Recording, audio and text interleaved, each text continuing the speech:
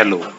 अभी तक हम लोगों ने केमिकल बॉन्डिंग का जो हमारा टॉपिक है उसमें हम लोगों ने मॉलिक्यूलर ऑर्बिटल थ्योरी देखा, उससे रिलेटेड कुछ पोस्टुलेट्स देखे और डिफरेंट डिफरेंट मॉलिक्यूल से या आयंस के हम लोगों ने मॉलिक्यूलर ऑर्बिटल डायग्राम्स देखे। फिर हम लोगों ने कल का जो इससे प्रीवियस वीडियो था उसमें बॉन्ड ऑर्डर देखा कि कितने number of covalent bond present है हमारा किसी भी डायटोमिक मॉलिक्यूल्स के जो वहां पर को केमिकल स्पीसीज प्रेजेंट है उसके बीच में कितने नंबर ऑफ बॉन्ड प्रेजेंट है किसी भी डायटोमिक मॉलिक्यूल या आयन के बीच में, उसको क्या कहा हम लोगों ने, बॉन्ड ऑर्डर।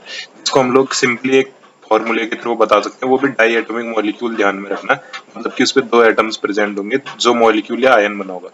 फिर बॉन्ड ऑर्डर बताने का हम लोगों ने फॉर्मूला देखा, कितने इलेक्ट्रॉन प्रेजेंट है हमारे बॉन्डिंग मॉलिक्यूलर ऑर्बिटल में, उससे माइनस कर देंगे कितने इलेक्ट्रॉन प्रेजेंट है हमारे एंटी बॉन्डिंग में, अपॉन में कर देंगे, डिवाइड कर देंगे 2 से। तो ये हमारा बॉन्ड ऑर्डर का फॉर्मूला था।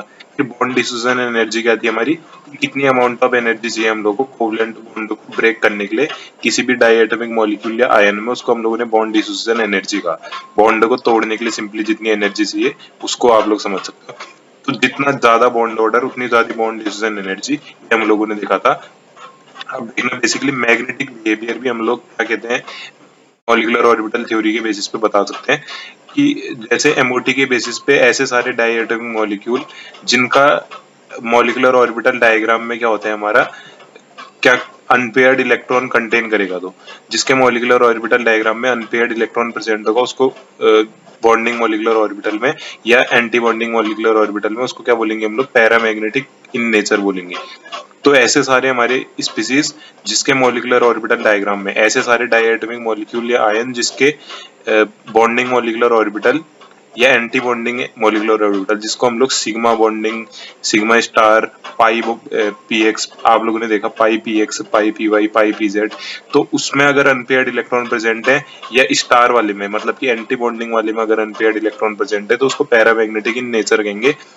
लेकिन अगर ऐसे सारे डायटोमिक मॉलिक्यूल या ऐसे सारे डायटोमिक आयंस जिसके मॉलिक्यूलर ऑर्बिटल डायग्राम में क्या है, सारे के सारे इलेक्ट्रॉन पेयर्ड फैशन पे है, तो बीएमओ बॉन्डिंग मॉलिक्यूलर ऑर्बिटल या एंटी बॉन्डिंग मॉलिक्यूलर ऑर्बिटल में उसको क्या बोलेंगे, डाईमैग्नेटिक।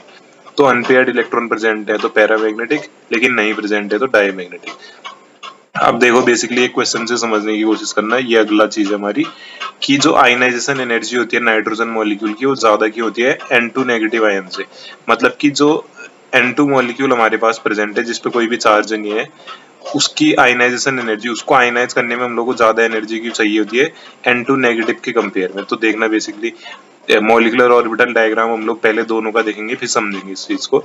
तो देखो नाइट्रोजन N2 मॉलिक्यूल का अगर मॉलिक्यूलर ऑर्बिटल डायग्राम देखना है तो सबसे पहले valence shell configuration of nitrogen देखो, इस तरफ भी valence shell configuration of nitrogen, बीच में क्या आएगा, molecular orbital diagram of nitrogen molecule. तो देखो नाइट्रोजन में क्या होगा, 2s होगा वैलेंस शेल, 2p होगा, 2s होगा 2p होगा। इससे पहले आप लोग लिख भी सकते हो इसका नाइट्रोजन का valence shell configuration 2s2 2p3। तो देखो 2s में क्या हो जाएगा खेल यहाँ पर को, देखो sigma bonding 2s molecular orbital, sigma star 2s molecular orbital, और देखो ऊपर क्या आएगा 2p वाले में क्या आएगा 2p3 2p3। तो टोटल कितने इलेक्ट्रॉन हो गए 6। यहाँ तो सीधे सीधे भर देंगे, 2 नीचे भर देंगे सिग्मा बॉन्डिंग में, 2 ऊपर भर देंगे सिग्मा एंटी बॉन्डिंग में। यहाँ क्या करोगे आप लोग, p वाले में देखो पाई का बॉन्डिंग पी वाई बराबर हो जाएगा अप्रोक्सीमेटली किसके, पाई के बॉन्डिंग पीजेड से, उससे ऊपर की एनर्जी आएगी सिग्मा का बॉन्डिंग पीएक्स, फिर उससे ऊपर आएगा पाई का एंटी बॉन्डिंग पी वाई, फिर पाई का एंटी बॉन्डिंग पीजेड, फिर आएगा सिग्मा का एंटी बॉन्डिंग पीएक्स। तो 6 इलेक्ट्रॉन है तो कैसे भरेंगे देखना, 3 इलेक्ट्रॉन इधर है, 3 इलेक्ट्रॉन इधर है नाइट्रोजन के केस में, ये मॉलिक्यूलर ऑर्बिटल डायग्राम है नाइट्रोजन का। अब देखो 6 इलेक्ट्रॉन कैसे भरेंगे, फर्स्ट इसमें, सेकंड इसमें, थर्ड इसमें, फिर फोर्थ इसमें, फिफ्थ इसमें, सिक्स्थ इसमें। इसको एक बार देख के, मेरे जो मैं बता रहा हूँ इसको देख के करना, फिर उसके बाद बिना देखे हुए 1-2 बार प्रैक्टिस करना तो समझ में आ जाएगा। बस आप लोगों को ये पता होना चाहिए, इनका एनर्जी लेवल पता होना चाहिए कैसे करके एंटी बॉन्डिंग और बॉन्डिंग मॉलिक्यूलर ऑर्बिटल प्रेजेंट है, और आप लोगों को वैलेंस शेल कॉन्फ़िगरेशन तो आता ही होगा पीरियोडिक टेबल में जो एलिमेंट्स है उनका। अब देखना अगली चीज क्या हो जाएगा, एंड बॉन्ड ऑर्डर देख लो सबसे पहले। तो बॉन्ड ऑर्डर नाइट्रोजन मॉलिक्यूल का कैसे निकाल सकते हैं, देखो number of electron in bonding minus number of electron in anti bonding upon में 2।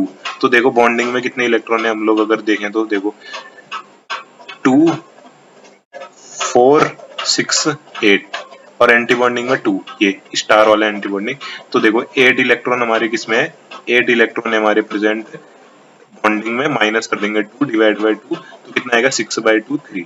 अब देखो अगली चीज, valence shell configuration of nitrogen, nitrogen negative. Basically क्या कर रखे हैं मैंने यहाँ पर, आप लोग इसको खुद से ट्राई करना एक बार। देखो 2s में तो इतने आएंगे, 2s में तो इतने आएंगे, और नाइट्रोजन का ऐसा बनेगा। देखो यहाँ पर इधर देखो, ये देखना नाइट्रोजन का कैसे बनेगा 2p3, और इधर क्या हो जाएगा N2 नेगेटिव है ना, तो 2p4 हो जाएगा। ये बात ध्यान रखना, ये चीज यहाँ पर गलत हो रही है। देखो 2p4 हो जाएगा, इतना ध्यान रखना। नाइट्रोजन नेगेटिव है ना, तो 2p4 हो जाएगा यहाँ पर को। फिर क्या होगा बेसिकली, अब देखना ऊपर वाले से समझने की कोशिश कर रहे हैं। देखो इधर देखो नाइट्रोजन नेगेटिव, ये हो जाएगा हमारा नाइट्रोजन का सेम टू सेम। इधर क्या हो जाएगा, एक इलेक्ट्रॉन बढ़ जाएगा, एक इलेक्ट्रॉन बढ़ जाएगा तो एक इलेक्ट्रॉन एंटी बॉन्डिंग में चला जाएगा इधर, और सेम रहेगा पूरा। तब मैंने वहां पर को बनाया भी नहीं। देखो नाइट्रोजन का सेम रहेगा, नाइट्रोजन नेगेटिव में क्या होगा कह रहा हूं मैं, तभी तो बना होगा ना N2 negative ion. N2 negative ion कैसे बना होगा, एक नाइट्रोजन का मॉलिक्यूल एटम और एक नाइट्रोजन नेगेटिव का जो एनायन होता है उससे बना होगा N2 नेगेटिव। तो बेसिकली हुआ क्या होगा, एन नाइट्रोजन तो सेम का सेम, एक तो ऐसा का ऐसा छाप दोगे वहां पर को, एक तो ऐसा का ऐसा छाप दोगे 2s2 और 2p3। एक में क्या करोगे 2p4, एक इलेक्ट्रॉन बड़ा होगा तभी तो नेगेटिव चार्ज आया।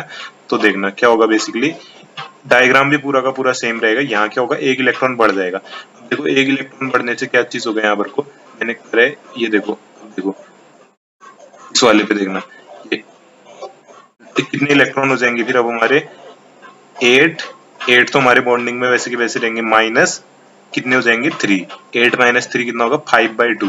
तो बेसिकली एक बार मैं इसको दोबारा से कैलकुलेट कर देता हूँ। देखो 2 इधर है, 2 इधर आएंगे, 2 इधर आएंगे, 2 इधर आएंगे, कितने हो गए 2 4 8, बॉन्डिंग में 8 हो जाएंगे और एंटी बॉन्डिंग में 3 हो जाएंगे। हाँ 5/2 आएगा, 2.5 आएगा बॉन्ड ऑर्डर।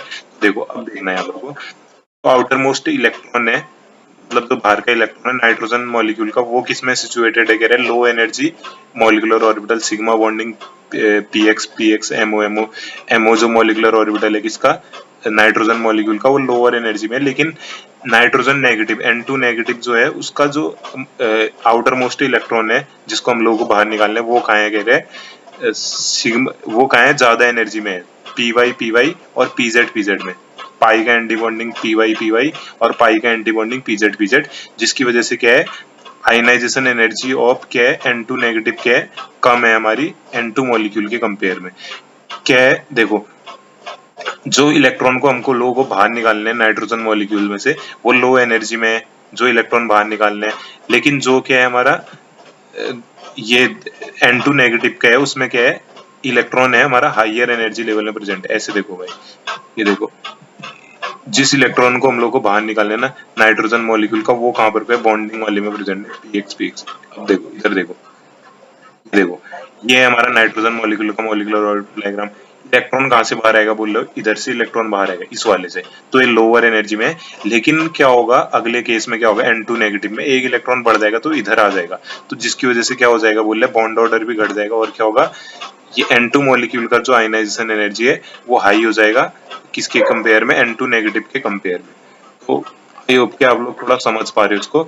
ये डायग्राम कुछ नहीं करना है, N2 नेगेटिव का क्या करोगे ना सेम टू सेम बना दोगे। शायद मैंने पहले बताया भी एक बार, फिर भी मैं बता रहा हूँ। ये देखो सेम ऐसा का ऐसा होगा, एक इलेक्ट्रॉन यहाँ बढ़ जाएगा, तो एक इलेक्ट्रॉन बढ़ने से इधर बढ़ने से एक इलेक्ट्रॉन क्या होगा इधर, कि एक इलेक्ट्रॉन एंटी बॉन्डिंग में बढ़ जाएगा, 8 - 3/2 हो जाएगा, तो कितना आएगा 2.5 आएगा बॉन्ड ऑर्डर। तो ऐसे करके यहाँ पर को ये चीज होगी। अब बेसिकली आप लोग इतना समझ गए होगी। इसके बाद का अब मैं थोड़ी और चीजें बाद में बताऊंगा। आप लोगों को इस चीज को ध्यान रखना, मैंने बोला क्या, बस अगर समझ में आते तो इसको बस मेरी बात को ध्यान रखना। सेम होगा कह रहा हूँ N2 नेगेटिव में, बस एक इलेक्ट्रॉन इधर बढ़ जाएगा और एक इलेक्ट्रॉन N नेगेटिव इधर बना रहे हो तो 2p4 हो जाएगा, बस और कुछ नहीं करना है। आई होप कि आप लोगों को समझ में आएगा और अपने दोस्तों के साथ शेयर करना है इसको। मिलते हैं अब नेक्स्ट वीडियो में। Thank you.